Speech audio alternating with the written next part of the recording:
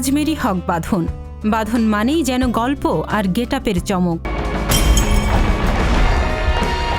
আপনি ইমিডিয়েট কোনো স্টেপ না নিলে কলেজের প্রত্যেকটা স্টুডেন্টকে ডেকে রেখে বলবো আপনার। সিনেমা জগতে এখন এক অনন্য অভিনেত্রী বাঁধন। 1983 সালের 28 অক্টোবর ঢাকায় জন্মগ্রহণ করেন এই অভিনেত্রী। বাংলাদেশ মেডিকেল কলেজ থেকে দন্ত বিষয়ে বিডিএস পাশ করেন তিনি।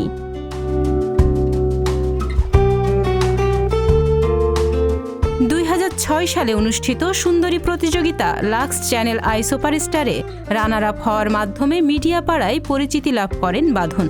সেকেন্ড রানার আপ বাঁধন। এরপর ছোট পর্দায় অভিনয় শুরু। 2010 সালে মুশফিকুর রহমানের নিঝুম অরণ্যে সিনেমার মধ্য দিয়ে চলচ্চিত্রে অভিষেক হয় বাঁধনের। ছবিটিতে মিলি চরিত্রে অভিনয় করে দর্শকের মন জয় করেছেন বাঁধন।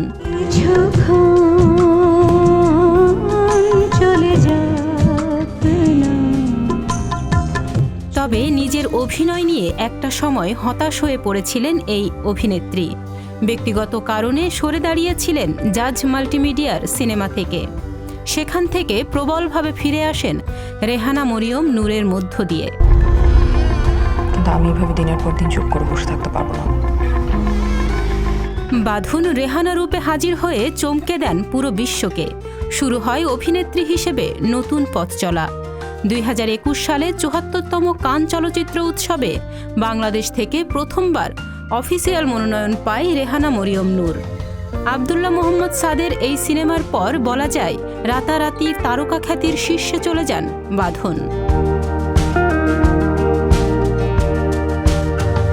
রেহানার হাত ধরে এশিয়া প্যাসিফিক স্ক্রিন অ্যাওয়ার্ডসে সেরা অভিনেত্রীর পুরস্কার জেতেন আজমেরি হক বাঁধন। এই সাফল্যের পর বাঁধন অভিনয় করেন বলিউড নির্মাতা বিশাল ভরদ্বাজের খুফিয়া চলচ্চিত্রে। এর মধ্যেই ছবির টিজারে বাঁধনের লুক প্রশংসিত হয়েছে।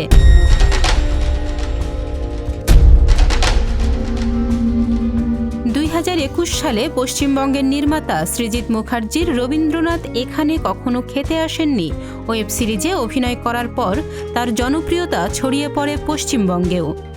সম্প্রতি ভিডিও স্ট্রিমিং প্ল্যাটফর্ম চরকিতে নতুন সিরিজ গুটিতে অভিনয় করছেন বাঁধন।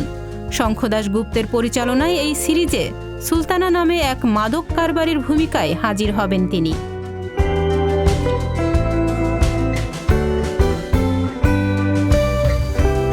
সামাজিক ও পারিবারিক জীবনে অনেক প্রতিকূলতা পেরিয়ে বাঁধন আজ প্রতিষ্ঠিত এবং নিজেকে তিনি স্থাপন করেছেন এক ঈর্ষণীয় উচ্চতায়। তাহনিয়া ইয়াসমিন, বিনোদন ডেস্ক, সংবাদ প্রকাশ। সংবাদ, ফিচার ও অনুষ্ঠানের জন্য ভিজিট করুন সংবাদ প্রকাশের ওয়েবসাইট এবং যুক্ত থাকুন ফেসবুক পেজ ও ইউটিউব চ্যানেলের সঙ্গে।